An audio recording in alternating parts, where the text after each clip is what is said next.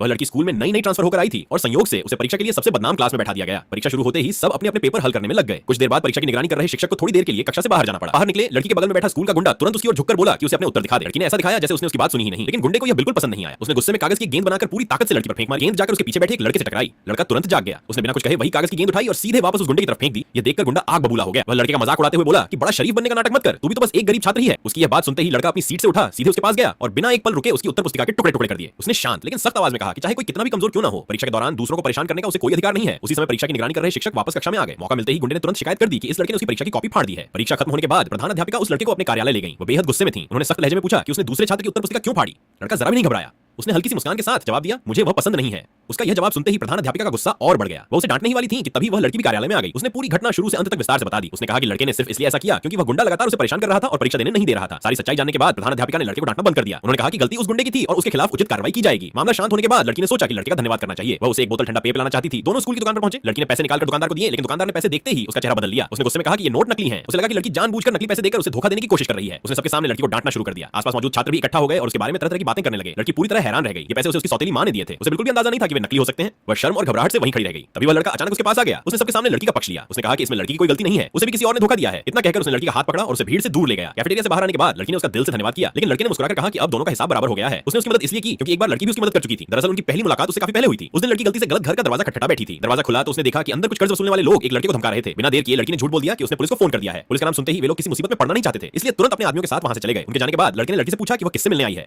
लड़की ने जल्दी से घर का नंबर देखा तो उसे एहसास हुआ कि उसकी दादी का घर तो बिल्कुल बगल में था। वह गलती से गलत दरवाजे पर आ गई थी। कुछ समय बाद लड़की का दाखिला उसी गांव के स्कूल में हो गया। वहां पहुंचकर उसे पता चला कि वह उसी लड़के की क्लास में पढ़ेगी। इतना ही नहीं, शिक्षक ने दोनों को एक दूसरे के बगल में बैठा दिया। शायद उसी दिन से उनकी किस्मतें एक दूसरे से जुड़ गई थीं। उस रात लड़की के पढ़ने वाले टेबल लैंप ने अचानक काम करना बंद कर दिया। उसकी दादी ने कहा कि पड़ोस में रहने वाला वही लड़का बिजली के छोटे मोटे सामान ठीक करना जानता है। उन्होंने लड़की से कहा कि वह उससे मदद मांग ले। लड़की लैंप लेकर उसके घर पहुंची। लड़के ने थोड़ी देर में लैंप ठीक कर दिया और कहा कि यह तो बहुत छोटी सी खराबी थी। उसने मरम्मत के बदले कोई पैसे लेने से साफ इनकार कर दिया। लड़की उस पर कोई एहसान नहीं रखना चाहती थी, इसलिए उसने कहा कि वह अगले दिन उसके लिए नाश्ता लेकर आएगी। लड़के ने तुरंत मना कर दिया और कहा कि वह कुछ भी नहीं खाएगा, लेकिन लड़की मुस्कुराकर बोली कि चाहे वह मना करे फिर भी वह नाश्ता उसकी मेज पर रखकर जाएगी। अगले दिन लड़का काफी देर तक स्कूल नहीं आया, इसलिए लड़की ने नाश्ता अपनी स्कूल बैग में रख लिया ताकि वह गर्म बना रहे। जब लड़का आखिरकार कक्षा में पहुंचा तो उसने अपनी मेज पर नाश्ता नहीं देखा। उसे लगा कि शायद किसी ने उसे उसकी डेस्क के अंदर रख दिया होगा। वो बार-बार अपना डेस्क खोलकर उसे ढूंढने लगा। लड़की जानबूझकर मासूम बनते हुए उससे पूछने लगी कि वह क्या खोज रहा है। यह सुनकर लड़का शर्मिंदा हो गया और वहां से उठकर जाने लगा। तभी लड़की ने उसका हाथ पकड़ लिया और अपने बैग से नाश्ता निकालकर उसके सामने रख दिया। लड़के ने फिर जिद करते हुए कहा कि वह इसे नहीं खाएगा, लेकिन जैसे ही लड़की ने नाश्ता उसकी मेज पर रख दिया, वह चुपचाप अपनी सीट पर बैठ गया और खाने लगा। ये देखकर लड़की अपनी हंसी रोक नहीं सकी।